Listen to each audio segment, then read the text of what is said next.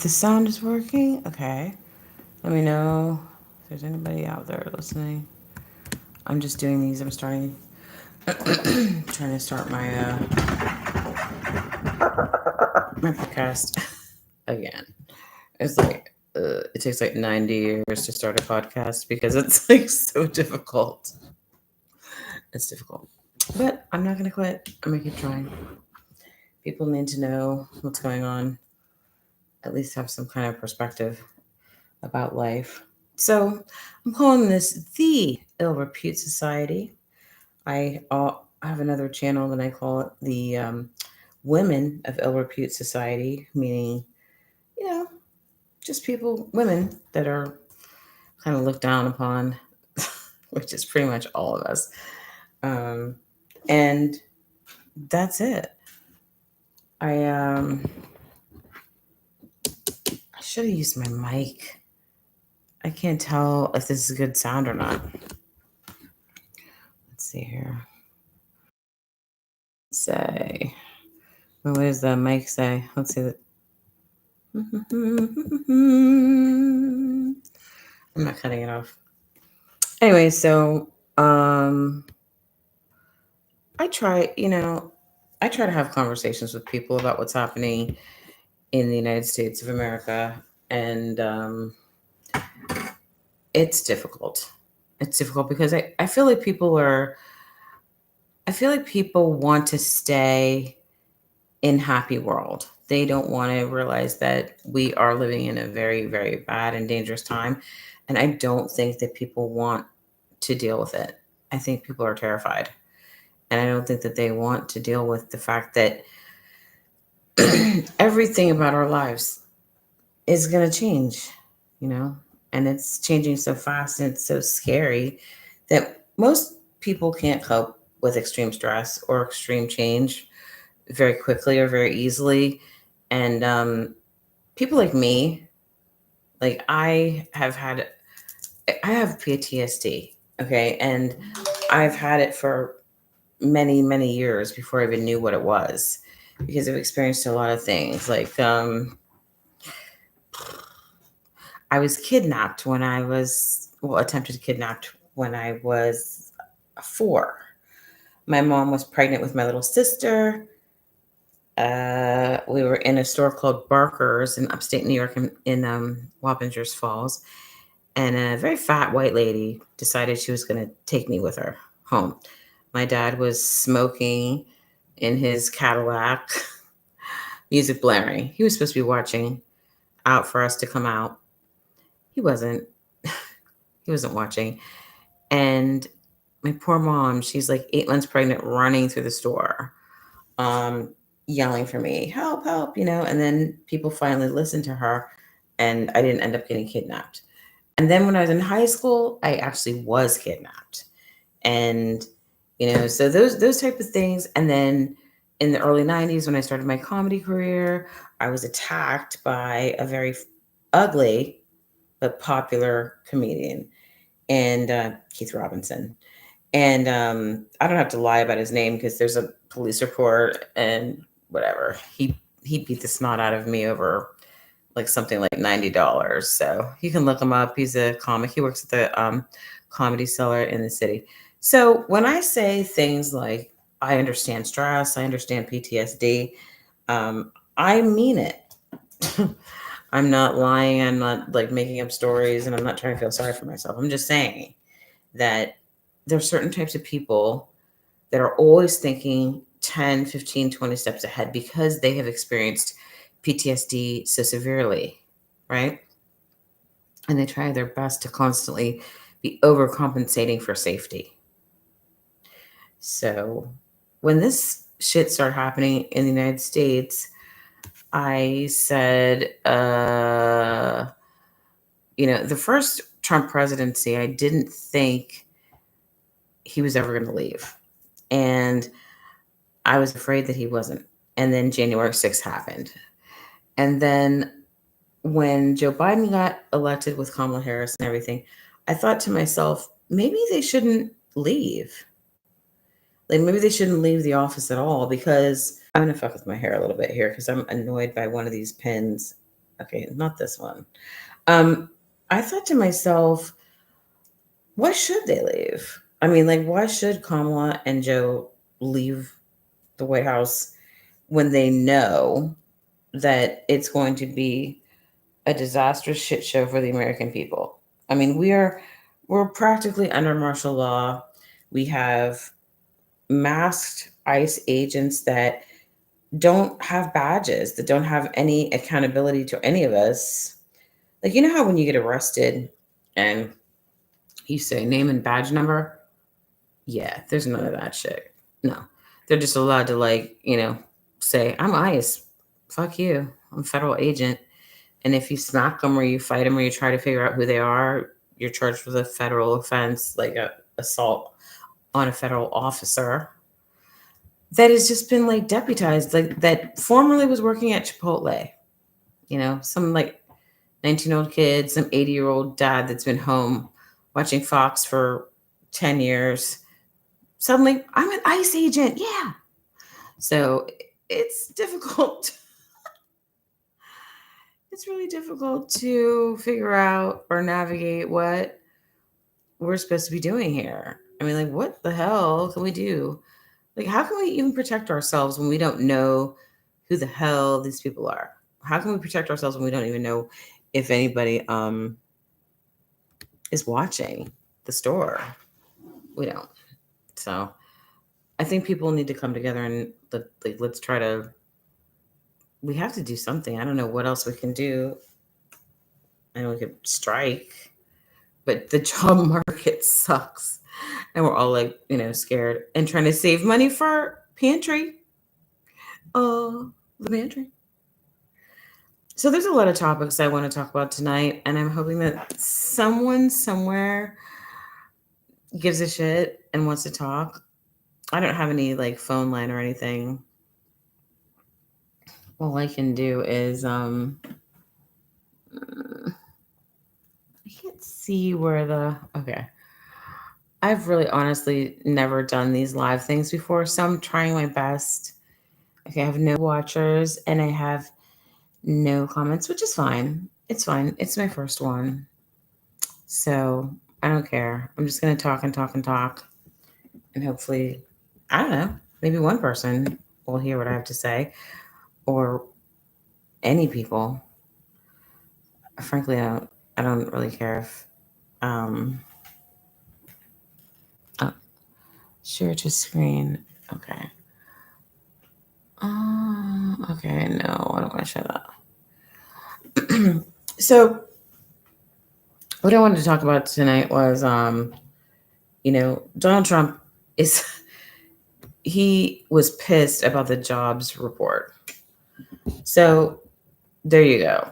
That just goes to show you that like there's not like all the engines are not firing in his mind because he's upset about the jobs report being low.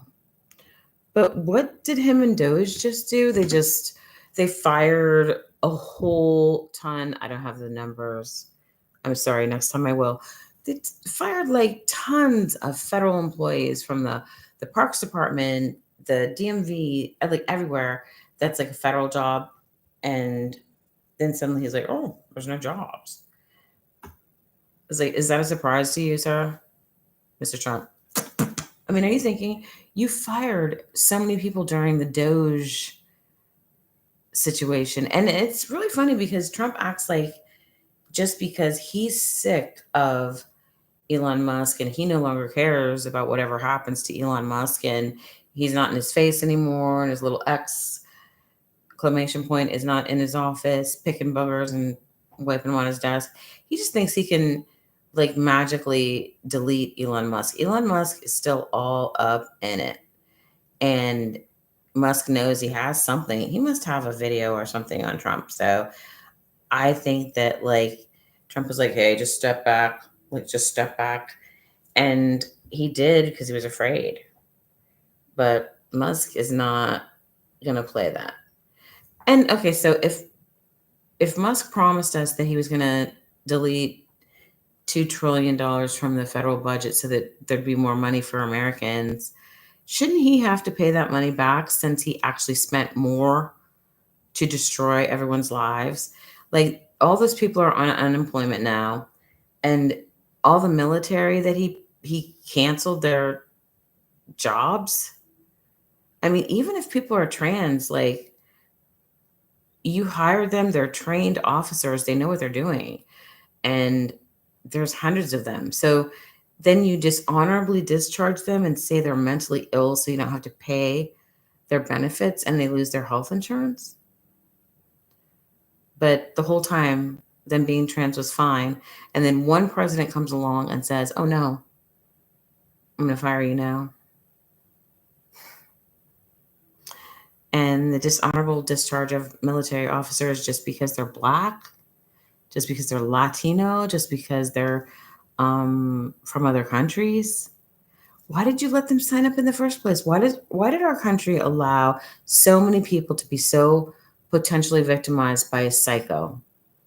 It's like if you wanted good military people, as soon as they get signed up and they do a few years and they're doing great, give them automatic citizenship. I don't understand why that's not a problem.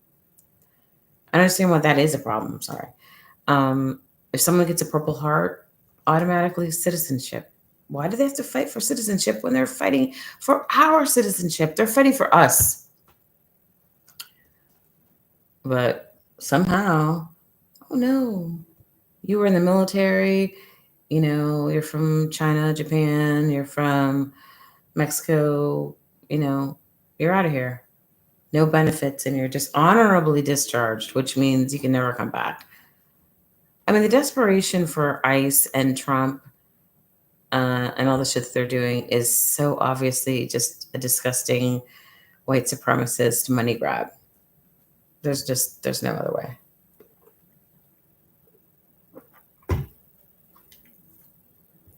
People are not prepared for what's going to happen to us.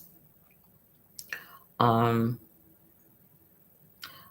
you're on Facebook, for instance, they encourage you to make an avatar because they want you to start living in a fantasy world. They want you to use that Oculus and all that other shit so that you can become an avatar and you can be someone else. So that you never want real shit because they don't want us to have anything. They want like the super uber wealthy, and then they don't. I mean, they might tolerate the millionaires, but then they want the rest of us to be down here, and they want us to live in meta world, avatar world, where we can pretend we're driving a Bentley, but we'll never actually have one. We can pretend we're eating food, but we'll never actually be eating food. We can live in a fantasy world, associate, date in a meta world, even surf, when they plan to like privatize all the beaches so none of us can surf. It's like, talk about waking up. It's not about waking up. It's about an attack on our minds, on our kids' minds, on everybody's minds that are using these platforms. And they keep encouraging you, oh, live your life, live your fantasy out through an avatar world. It's like, no, I'm going to go to the real beach. I'm going to put my feet in the real sand. I'm going to swim in the real water. But they want us to all stay home in the house. They don't want to see us. They don't want to know we exist. And if any of us gets out of pocket, talking, doing anything, they have a concentration camp for that. They have a jail for one of us or any of us or all of us with a name on it. That's why they want to know who's on Medicaid, who's on disability, who's on this, who's on that. Because then if they know you're on a public program, then they know that they have you by the nutsack, right? All that they say is, oh, well, I'll just cancel your Medicaid. If you do any more talking about the president, we'll cancel your Medicaid. Some people's medication is $22,000 a month. They can't afford that shit. And what about grandma? What about your disabled son, disabled daughter, disabled relative? Where are they going to live? I find it so funny that they have so much money to build jails, but they have no money None. Like for low income housing or to help people recover. And there were grants, there were programs in place for all that stuff that were working. And then all of a sudden they're like, no, you know what? If you're on Section 8, get off in 2 years. So that's like a potential family that's going to be homeless. But yay, homeless families, we can separate that family, put them all in prison. And that's the American way because they're just investing in prisons. This is the most jailed ass country in the whole world. I saw um I saw a video of a man who had committed like double murder in Denmark. And they have a totally different way of treating people. He was out during the day fishing, and then he has a job, but he has to go into jail at night. He's not allowed to be out at night. He's locked up at night. And they recuperate people. They regenerate. They rehabilitate. They help them stay off drugs. They keep them in programs. They don't have them in rape jails. They don't have them in concentration camps where they have no water and food. And what's outrageous is they have bounties on people. So they get like between $400 and $1,000 a migrant or a person that they put into jail. But yet these jails don't have any food. They only have rotten food and they have rotten water and they have one toilet. So if you want to think that that's law enforcement, you want to think that that's good for them, it's not just them. It's going to be anybody who doesn't have enough money to impress Donald Trump. If Trump actually cared about crime, he wouldn't have allowed 17 members of El Chapo's family to come across the border. He wouldn't allow anybody, and I mean anybody, to pay $5 million to get a Trump card, citizenship card, and just move on into the country. He moved those fat ass South Africans into America. And first thing that happened was one of them had a DUI. They have all had multiple, there's all kinds of problems. And the one guy waited till he got here to murder his wife. Yeah. The South Africans that he said were so put upon. Oh, no. Yeah. Mm-mm. So we have a lot of things to think about in this country. And I'm not sure that people are ready, but it's not about waking up. It's about being able to accept the extreme horrors and changes that now come under our name as Americans. Like we now are a country that has concentration camps, and we have, and they're called Alligator Alcatraz. And Fat Meatball down in Florida said, "Oh, I love this. This is great. We're going to build 224 more Alligator Alcatraz." You can't get more fucking cheap than putting 40 guys in basically a dog kennel with one toilet.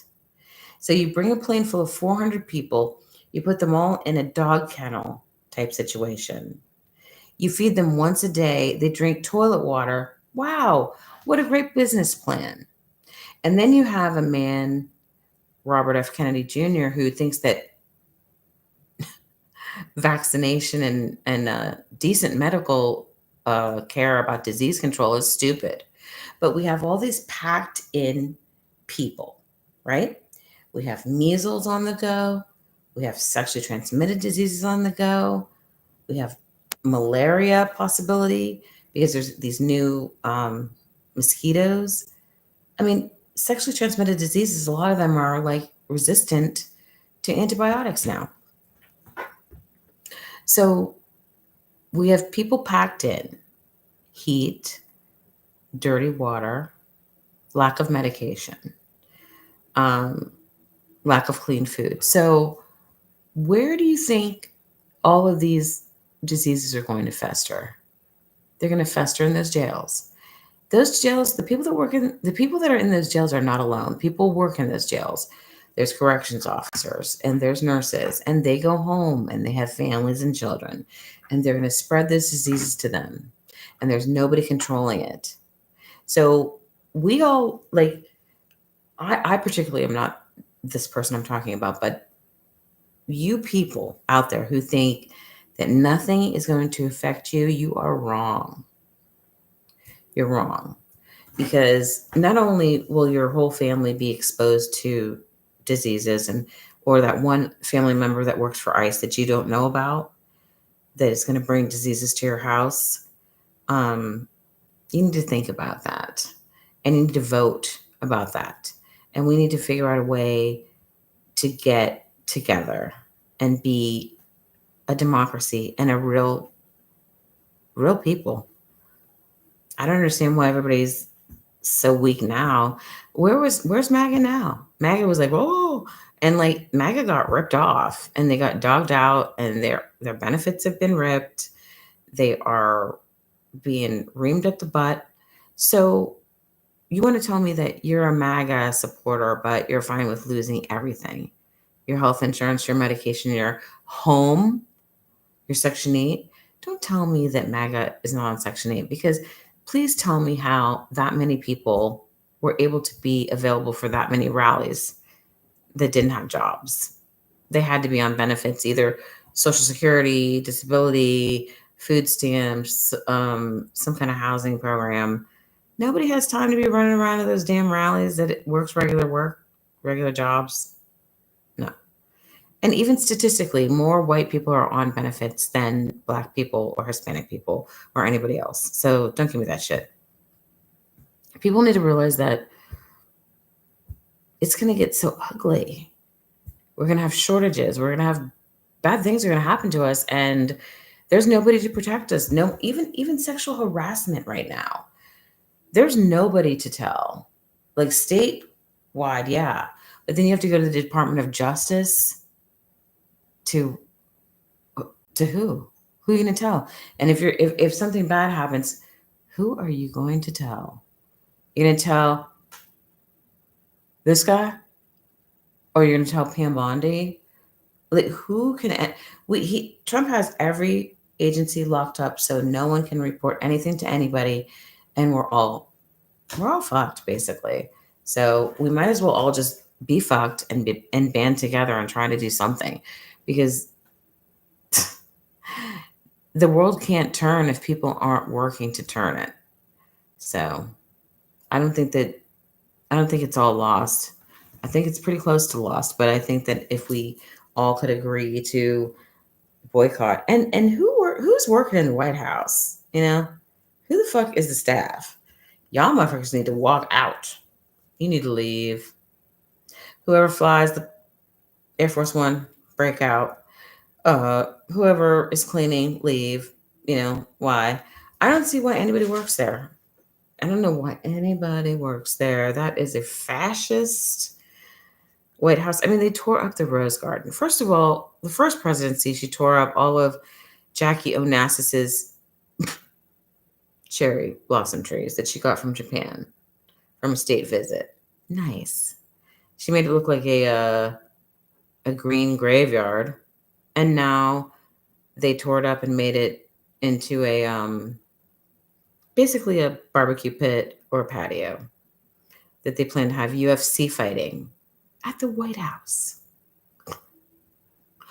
And now they're gonna have a ballroom. We can build a ballroom, but we can't build low-income housing for homeless. They're not going to build anything for homeless or anybody, because we are dollar signs with a jail bed with our name engraved on it for our plans for the future. They're planning to jail us all. I mean, there's no other answer. What are they going to do? What are they going to do with people that are homeless? They're just going to put them in jail, because the jail companies all pay all the politicians and Democrats.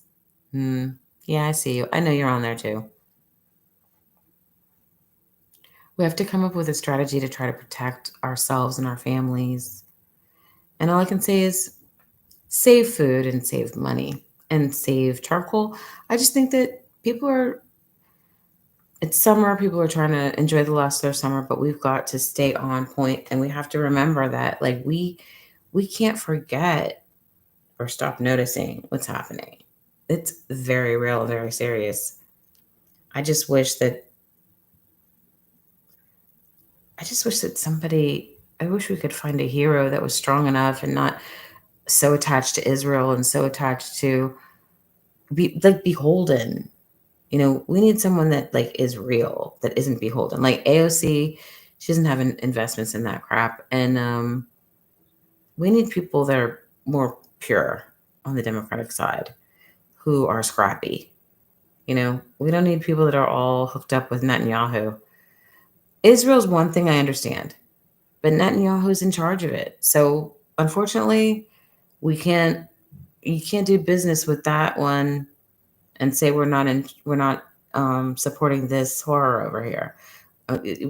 You have to cut ties with the whole thing so that you can stand on business. You can't hold a moral high ground when you're allowing atrocities, conducting concentration camps, allowing for starvation of children and mothers and women, and allowing for sexual harassment and sexual abuse in these ice camps. Ice camps. Yeah, these guys they're having their way with these little girls and these women in there. And then ICE shows up to a restaurant, takes all the employees out, and in the back they're taking the food out. And in the homes, they're taking the TVs, the clothes, the jewelry. There's no oversight. I mean, we are paying these people $100,000 a year to go and basically rape, pillage, and rob for their own benefit. Most of the time, when people are taken into federal custody, all of their stuff, and if for any reason they are able to come back, or if their family members come back that are U.S. citizens, they're allowed to get that material, but they're just taking it. Just because one person in the family is not a citizen, they're taking all the belongings of like 5 family members and just bringing it home. Ooh, we're eating steak tonight, girl. Yeah, I work at ICE. We took all them steaks out that Mexican restaurant. Oh, we took all the whole freezer from like 4 families. We're eating good now. Really? That's what you want to do for a job. Okay. Well, I think the families that know that they are on the ICE list, they need to set up like a fake freezer full of poisonous meat. So hopefully when they jack up all of the family members or steal all their food and their meat, they get, Clorox steak or diarrhea, or rotten meat. It's sick to think. And they're driving their cars, they're stealing them. You're not allowed to do that stuff. We were not part of the International Criminal Court because we were supposed to be a country that didn't participate in torture and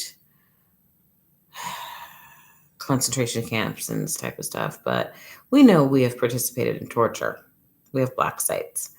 But the robbing and the stealing and all that stuff and the torturing and all the stuff that's happening and the masks and the unknown officers, we need to be right there with the rest of the horrible countries that conduct torture. There's just no excuse. There's no excuse for us to not be included. We need to be having trials of people that are doing these type of things. And when somebody is disobeying a lawful order and in contempt, they shouldn't be able to go after the judge. Maybe we need 2 presidents at the same time.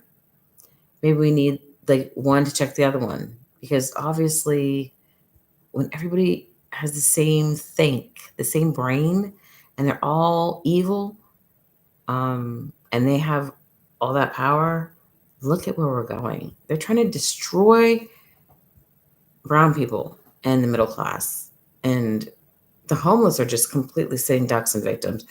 We shouldn't be part of this. I suggest that anybody who cares joins Indivisible, donates to your favorite, homeless shelter or charity, brings food there. Try to look out for homeless people if you can. Film, because this is just the beginning. They're just getting the funding now. They're just starting to roll it out. They've removed all requirements. You don't have to be educated. You don't have to be old enough. You don't even have to know how to really handle a gun. You can be 80 and be an ICE agent. So good luck. Let's hope they don't have like a stroke and like all of a sudden, you're a migrant. Oh, there's just no requirements. And the bonuses are so big. But you know what? Moral high ground. Try to have a moral high ground. Maybe if you take the job, just roll down the street, let the people out. Let them out. Let them go. They don't deserve this. Mexicans don't deserve this. Nobody deserves this. How come white people that are putting migrants in jail love Mexican food so much? They love tequila so much. They don't have 2 seconds to fucking care about the terror that they're going through, but I'm gonna eat that. I'm gonna eat that food. Not appropriate. If this shit was happening to white people, do you think that there would be one restaurant open for anybody to eat? Even a gas station? I'm not saying you need to close, but I'm saying, all right. So this has been the Ill Repute Society New York edition. And I'm Poppy Fields. And I know nobody watched this, but I'm glad that I was here. And it will be happening every night at 10:30 about. I tried to do 10 o'clock, but I was late because I had to be getting off work. And of course, I couldn't be on time. But love you. Thank you so much. And I'll break it up and put it online in other platforms as well. Thank you. Have a great night.